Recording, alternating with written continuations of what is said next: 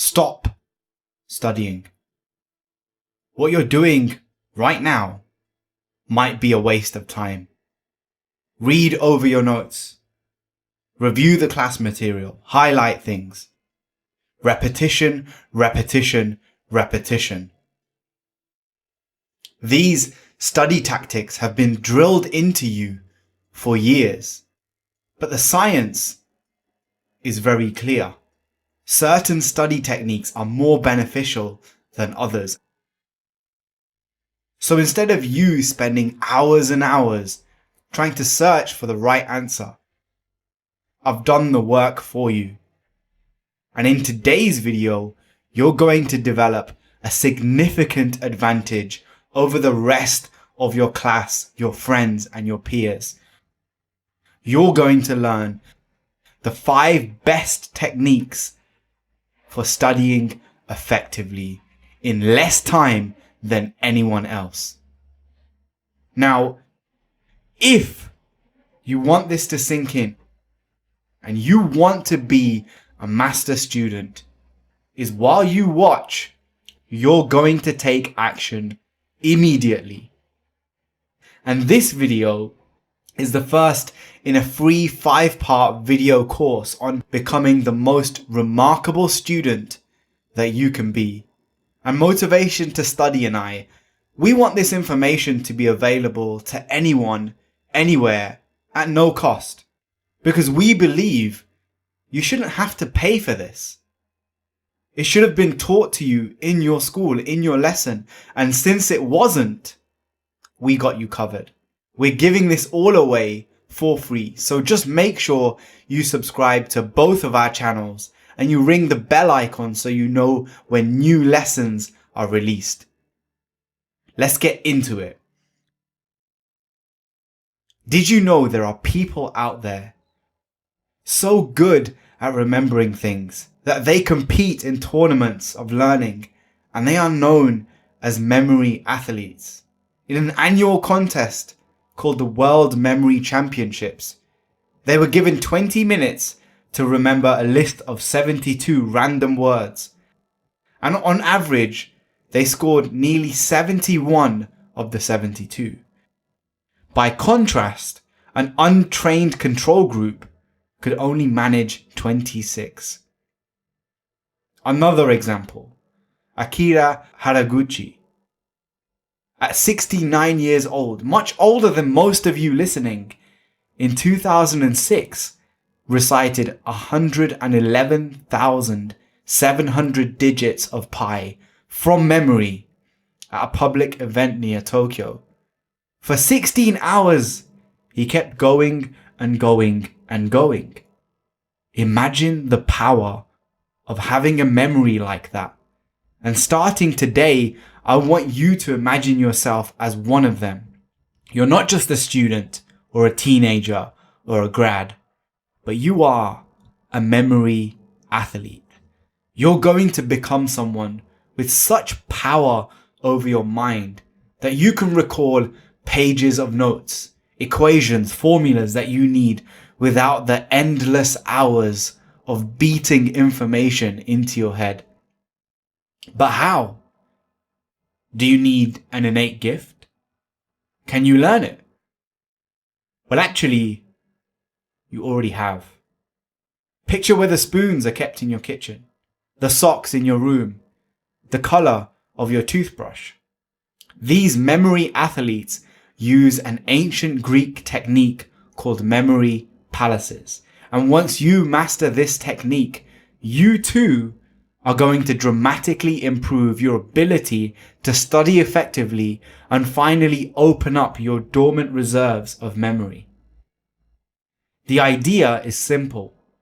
You walk through an environment like your house and you place objects in specific places.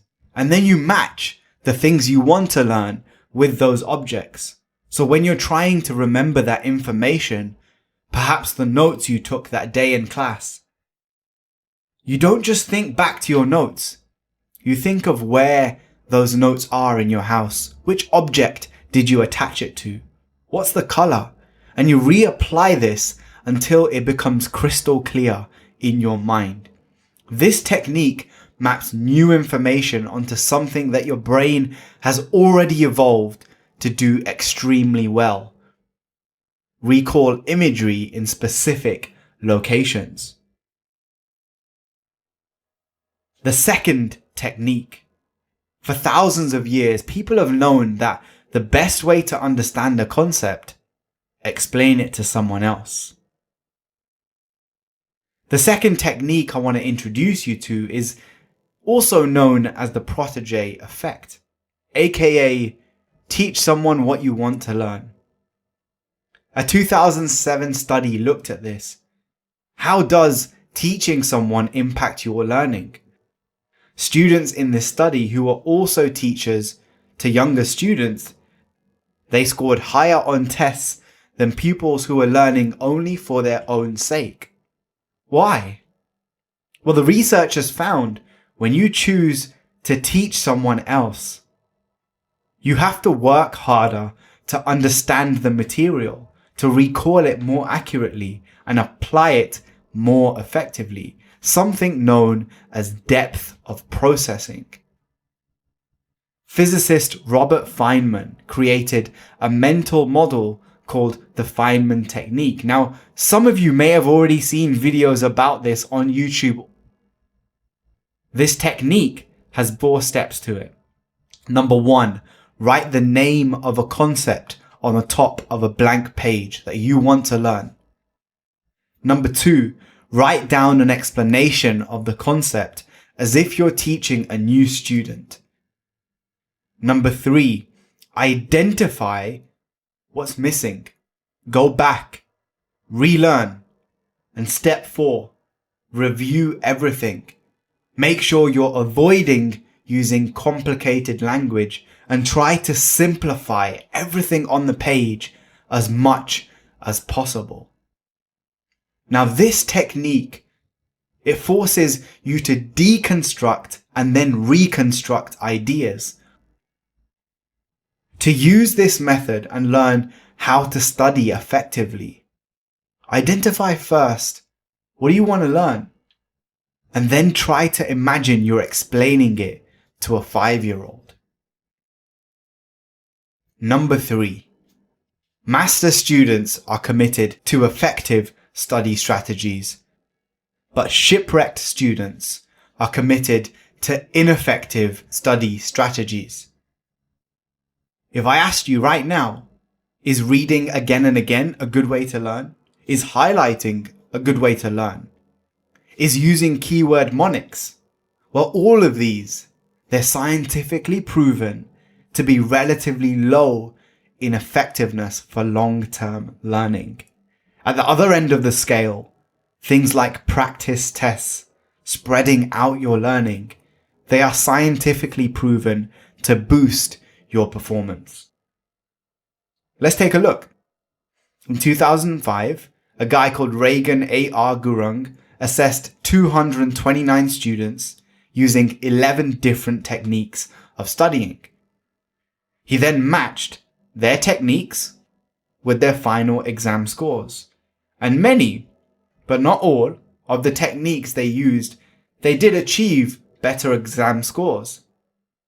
For example, the number of hours they put in, it did help.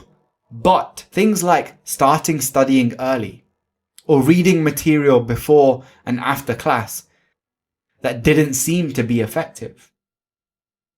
Reagan also found detriments to studying, and one of them was listening to music. So what did he find that does work? Well, Reagan actually found a technique that strongly predicted your exam score. And that was the number of times a student did practice tests. This one thing, above all others, had a significant impact on how well they did on their final exam. He even found that rewriting notes, reviewing highlighted material, it didn't really impact the final exam score that much. So like I said, master students are committed to effective study strategies, but shipwrecked students are committed to ineffective study strategies. And if you want to know which type of student you are, click on the link in the description and take the quiz to find out if you're a master, a dabbler, or a shipwreck castaway when it comes to your study. Not all hustle is created equal. Have you ever heard of number 4, the Zeigarnik effect? It's a concept in psychology that argues you remember uncompleted or interrupted tasks better than the ones that you complete. Why? When we start a task and then interrupt it, it creates a task-specific tension that can improve your cognitive function. So step away from your desk as you study. That tiny little tension that you feel. I still need to finish reviewing that chapter. I haven't done the next paper yet. It keeps the task at the top of your mind. And this keeps your brain focused on it. This way you can easily access that information and remember it better. So how do you take advantage of this technique? You take frequent breaks during your deep work. The Zeigarnik effect suggests that students who take breaks during which they perform totally unrelated activities, studying other subjects, reading a book, going on a 3-minute walk, playing the piano, they remember material better than students who go through longer study sessions without taking a break. A popular way that I'm sure most of you have heard of is the Pomodoro technique, where you work for 25 minutes, you take a 5-minute break. You work for 25 minutes, you take a 5-minute break. And the final tip of this first lesson in our course: cramming is better than not studying in the short term. But is 7 hours in one day better than 1 hour every day for a week? If you were given the same amount of time for study, would you be better off spreading it out? And the answer is a resounding yes. Space it out. This is known as distributed practice.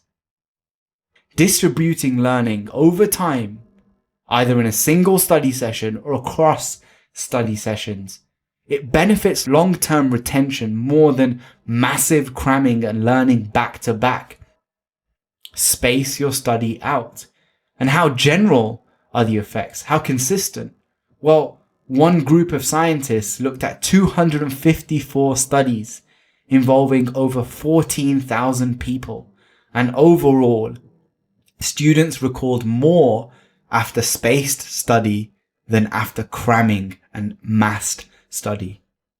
So look, at the end of the day, you have to do what works for you. Having family and friends around, replying to your messages on your smartphone, missing class, having the TV on, that's not going to help you.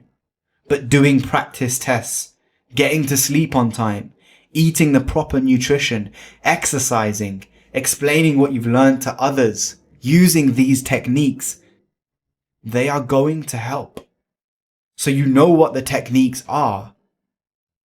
You have to prepare effectively. You have to focus on the right things effectively. And most of all, you have to take action every single day.